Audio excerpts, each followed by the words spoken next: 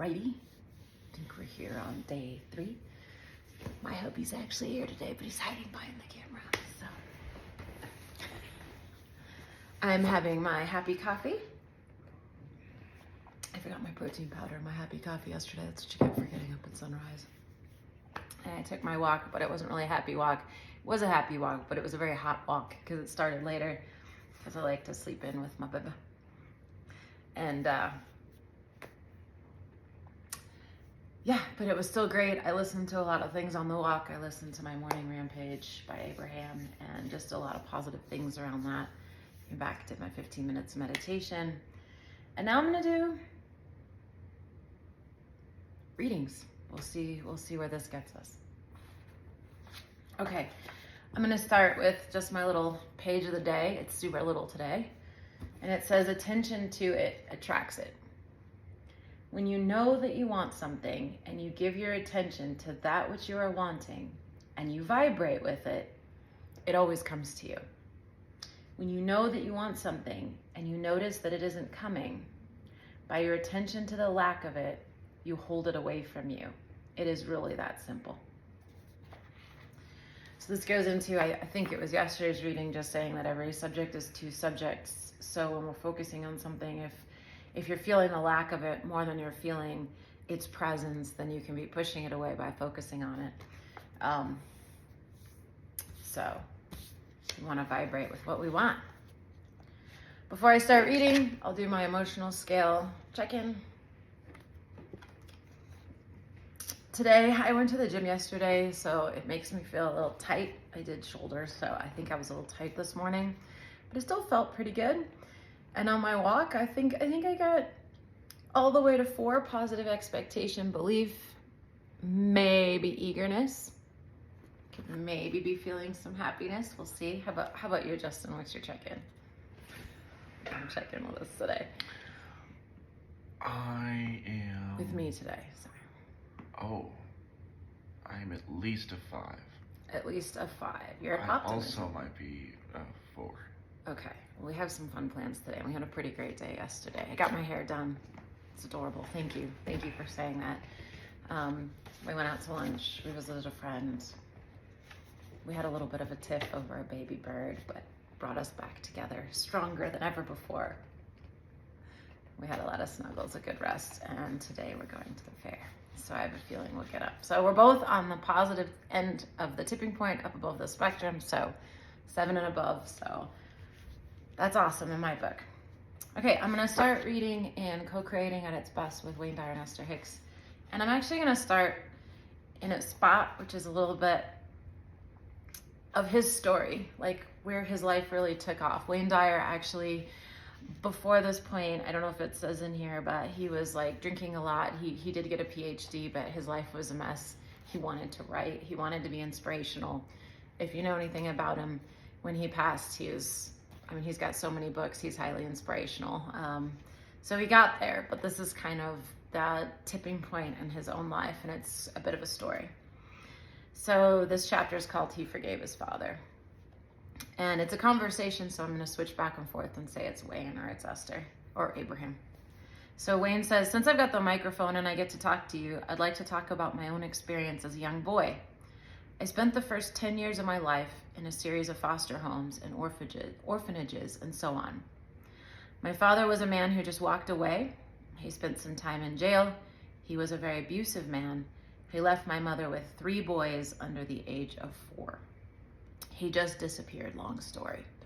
And Abraham says, just the way you planned it. It was the trajectory you wanted because you are a freedom seeker to the core of your being and you didn't want anyone bossing you around. A little bit more backstory. So his father left the boys with the mom, and she ended up having to give them over to the foster care and orphanages until she had enough money to get them back, which she did do later. He said, yes, I've heard my kids say that many, many times, and I've often said that when a little kid says, you're not the boss of me, that is not a bratty little kid. That's someone saying, I have to be free. And Abraham says, they are saying, I'm autonomous. I've come with great reason. I have guidance from source. I'll tune in to who I am. And Wayne says, so I never met my father. And I grew up with rage in my heart towards this man who could walk away and just never look back, and never pay any child support, and never even ask a question about his 3 boys or anything. I was the youngest. And Abraham responds, he did his part. He gave you an avenue into the physical. Most parents mess it up far more than that. It's non-traditional here. So he asks, did I choose him to be my father? And Abraham responds, yes, deliberately. So Wayne says, because the most significant moment in my life was in 1974, when I was 34 years old, and I was at his grave in Biloxi, Mississippi. And before that, I was drinking, and I was overweight, and my life was out of control. I was not taking good care of myself. I was writing. I'd written some textbooks, but the kind of writing I really wanted to do, I just couldn't get it. It just wouldn't come. And Abraham responds, you were too angry. And he says, yeah, I was filled with rage. I would wake up in dreams on almost a nightly occurrence, and I'd just be screaming, and I'd be fighting with him, and I'd be sweating. I went to his grave. It was the 30th of August, 1974. And I really went there to do something on his grave. So he doesn't say it here, but he went there to pee on his grave. That's how angry he was. I was there for 2 hours or so, and I went back to the car to drive back to New Orleans and then back to New York. I was teaching. I was a professor at St. John's in New York, but something called me back. Abraham asked, how far down the road did you get before you were called back? And Wayne says, I only got to the car. I was in the car and something said, go back to the grave. And I went back to his grave and I was sobbing, and I forgave my father. I said, from this moment on, I send you love. And I did a film about him, and I called him my greatest teacher.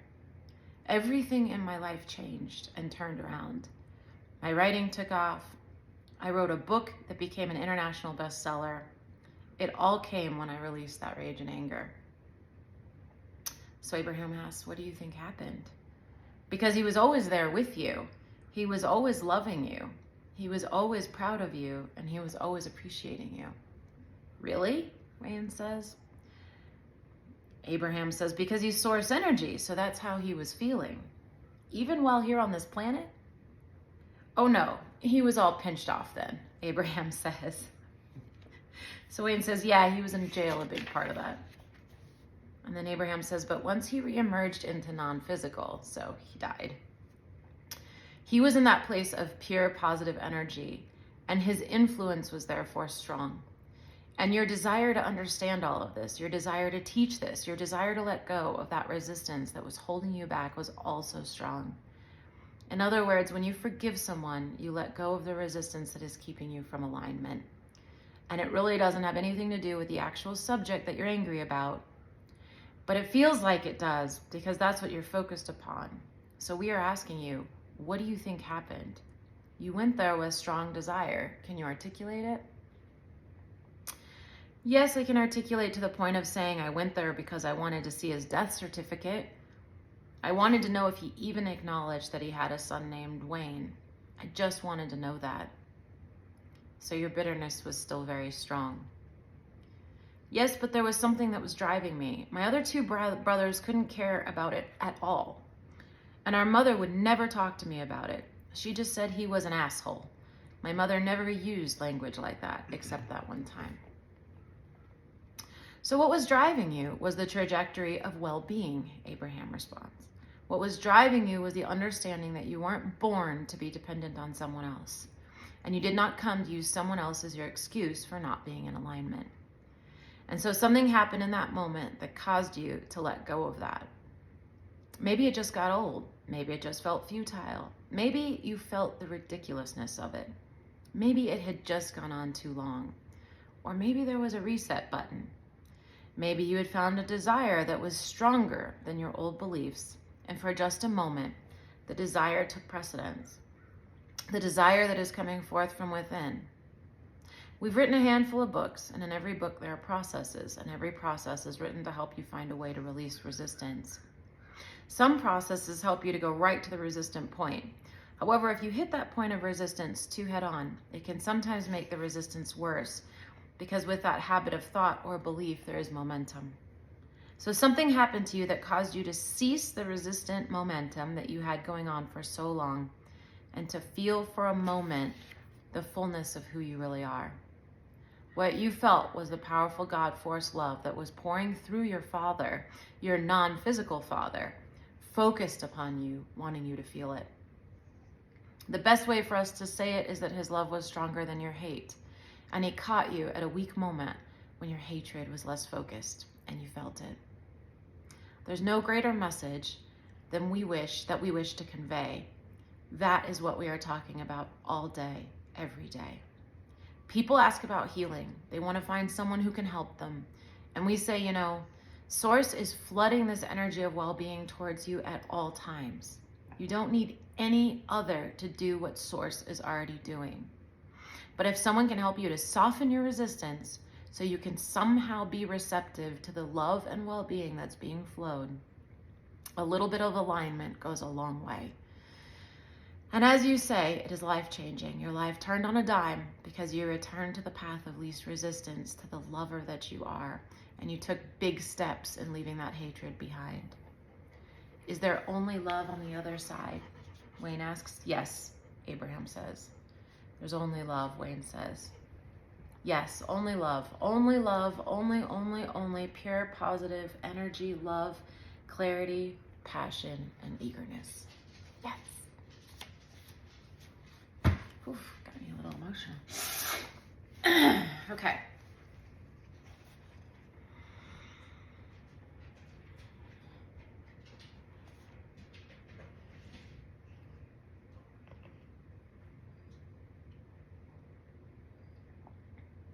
So here, Alan Watts is he's gone over a couple different theories that we haven't read, but he's talking sort of about several theories about what people are. And so he says at one extreme, then, we have the sacred individual, the unique personal ego, separate from both nature and God. And he goes over the theories behind what establishes this, but defined as such by a society which, almost in the same breath, commands him to be free and commands him to conform. This is that mixed message, and he loves to dig into that we get these really mixed messages from a lot of community and different religions. And then at the other extreme, we have the coolie. It's an old term. The cog in the industrial collectivist machine, or the mere hand, as the factory worker is often called. So we don't have a lot of factories here anymore, but they're all over. And people used to be called hands when they worked there. If one believes that the personal ego is a natural endowment of all men, as distinct from a social convention, then the lot of the coolie is bleak indeed. For one sees him as a repressed and frustrated person, though his own society may never have defined him as such. Like, no one really wants to be the cog in the wheel, right? However, there is a third possibility. The individual may be understood neither as an isolated person nor as an expendable humanoid working machine.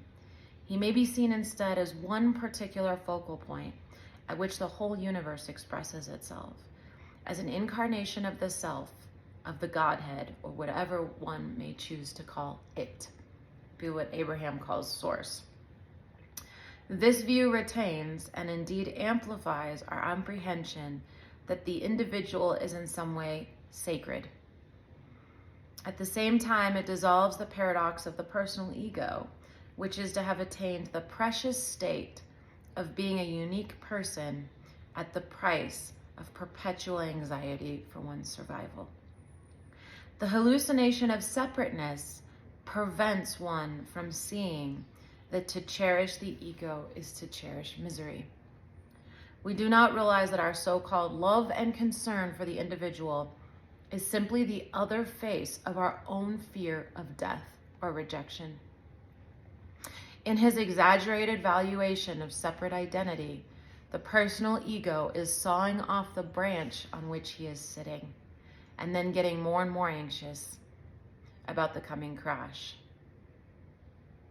Let it be clear furthermore that the ego fiction is in no way essential to the individual, to the total human organism in fulfilling and expressing his individuality. For every individual is a unique manifestation of the whole, as every branch is a particular outreaching of the tree. To manifest individuality, every branch must have a sensitive connection with the tree, just as our independently moving and differentiated fingers must have a sensitive connection with the whole body. The point, which can hardly be repeated too often, is that differentiation is not separation. The head and the feet are different but not separate. And though man is not connected to the universe by exactly the same physical relation as branch to a tree or feet to head, he is nonetheless connected, and by physical relations of fascinating complexity. The death of the individual is not disconnection, but simply withdrawal. The corpse is like a footprint or an echo, the dissolving trace of something which the self has ceased to do. Didn't mean for that to be so much about death, but I guess it's all connected. The idea of one of the most beautiful things about Abraham's teaching, I think, is that they really hit home a lot on the softness of death, that death isn't an end. And we really see that in Wayne's story, that his father became a more powerful player in Wayne's life. After he passed, he was more present in Wayne's life. He was not gone. He was still there, but he was able to show up in a way that was even more loving.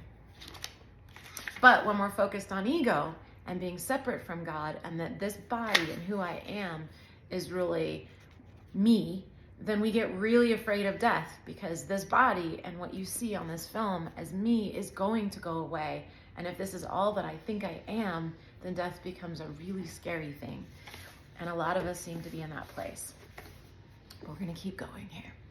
This is from The Amazing Power of Deliberate Intent. I'll just read a little bit. It just says, when you ask, it is always given, which really goes with the book here. We'll see where it takes us.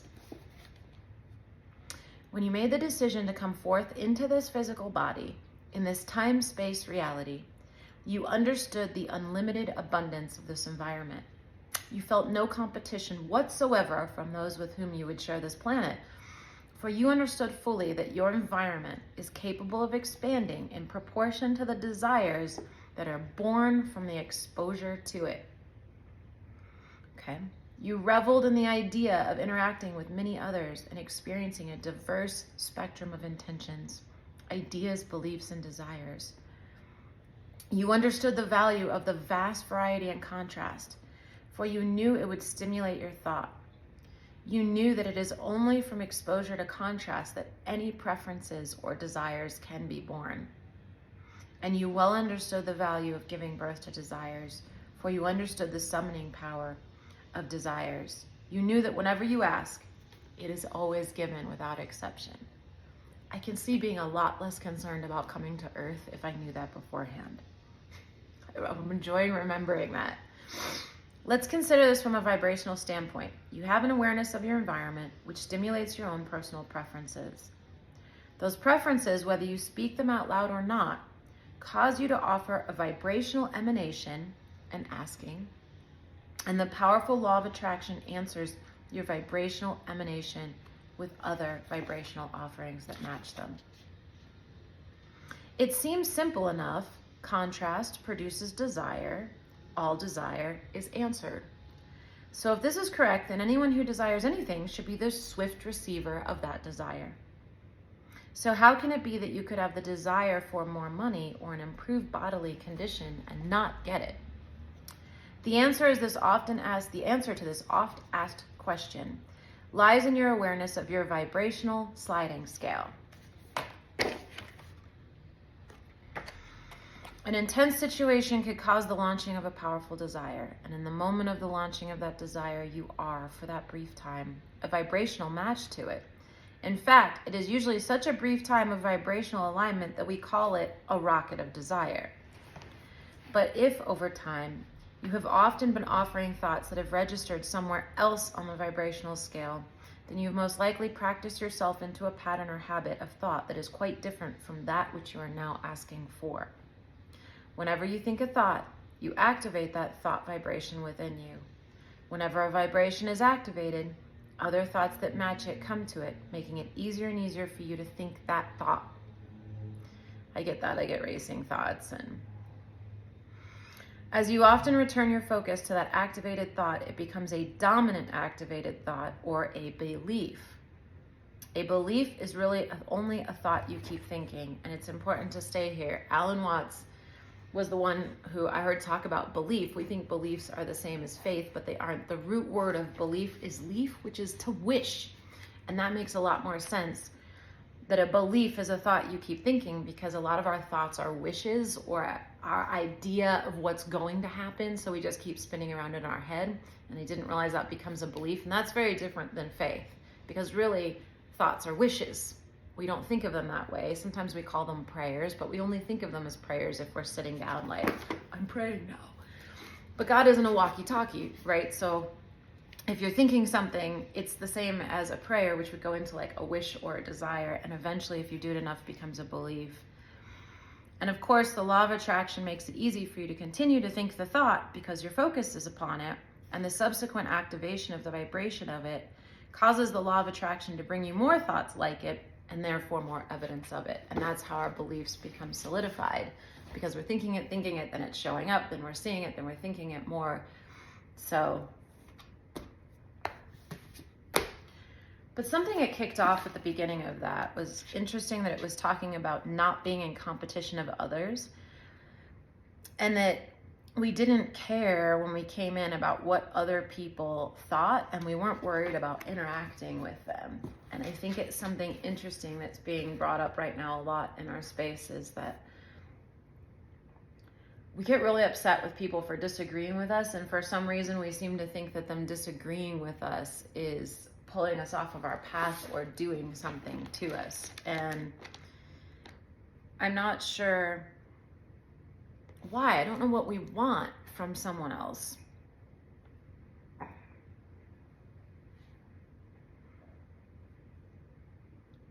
So we'll read just a smidge from the Course in Miracles and see if it can offer some insight, because it tends to speak about this point. And this is one of the obstacles to peace. I just opened it here. And it says, as peace extends from deep inside yourself to embrace all the sonship and give it rest, it will encounter many obstacles. And in the Course in Miracles, the sonship is every human. It's talking about us being more connected than we realize. Some of them you will try to impose. Others will seem to arise from elsewhere, from your brothers, and from various aspects of the world outside. Yet peace will gently cover them, extending past, completely unencumbered. The extension of the Holy Spirit's purpose from your relationship to others to bring them gently in is the way in which he will bring means and goal in line. The peace he laid deep within you and your brother will quietly extend to every aspect of your life, surrounding you and your brother with glowing happiness and the calm awareness of complete protection. And you will carry its message of love and safety and freedom to everyone who draws nigh on your temple, where healing waits for him. You will not wait to give him this, for you will call to him and he will answer you, recognizing you in your call, the call for God. And you will draw him in and give him rest as it was given to you. All this you will do, yet the peace that already lies deeply within must first expand and flow across the obstacles you placed before it. This will you do, for nothing undertaken with the Holy Spirit remains unfinished. You can indeed be sure of nothing you see outside you, but of this you can be sure. The Holy Spirit asks that you offer him a resting place where you will rest in him.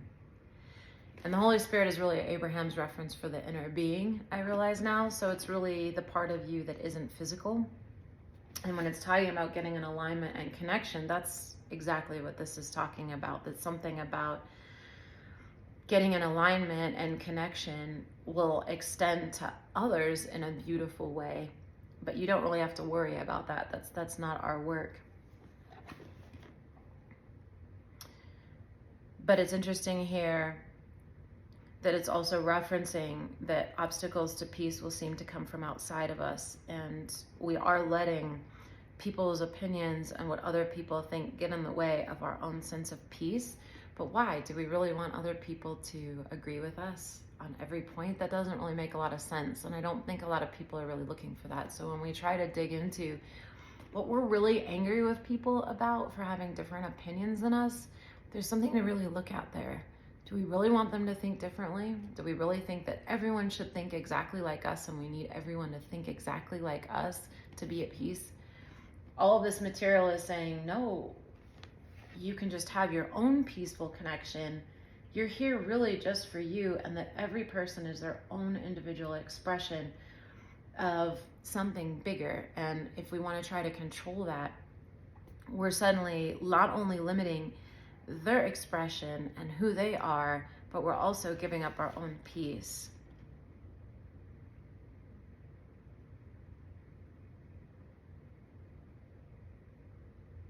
So, interestingly, the lesson that follows the lesson from yesterday, which I'm just going to read a little bit of it because we were talking yesterday about the lesson yesterday was let me recognize the problem so it can be solved. And it referenced that separation is the only problem that we have. And since Alan Watts was talking about separation, and really Abraham is talking about the one solution being alignment. And alignment is the opposite of separation. It's coming into alignment with all that is, all the peace, all the joy. And that it can shift someone as big as it really shifted Wayne in that moment from 35 years of hate and anger. He was able to come into alignment with love, and it solved all of his problems. He quit drinking and his whole life changed. And so here on lesson 80, it says, let me recognize my problems have been solved. If you're willing to recognize your problems, you will recognize that you have no problems. Because remember yesterday it was saying we make our problems something else, but there's really only one problem. Your one central problem has been answered and you have no other. Therefore, you must be at peace. Salvation thus depends on recognizing this one problem and understanding that it has been solved. One problem, one solution. Salvation is accomplished. Freedom from conflict has been given you. Accept that fact and you're ready to take your rightful place in God's plan for salvation. Your only problem has been solved. Repeat this over and over to yourself today with gratitude and conviction. You have recognized your only problem, opening the way for the Holy Spirit to give you God's answer. You have laid deception aside and seen the light of truth. You have accepted salvation for yourself by bringing the problem to the answer, and you can recognize the answer because the problem has been identified. You are entitled to peace today. A problem that has been resolved cannot trouble you. Only be certain that you do not forget that all problems are the same. Their many forms will not deceive you while you remember this. One problem, one solution. Accept the peace this simple statement brings. And I guess if I think about it, Abraham's whole teaching is really just that. All you need is alignment. Every single problem is solved when you are in that space of love and peace and happiness. There are no problems there. And so that's a little heavy with verbiage, but you can really lighten it up if you apply Abraham's idea that it's just about happiness. It's just about alignment. There really is just one problem, and that is how we feel.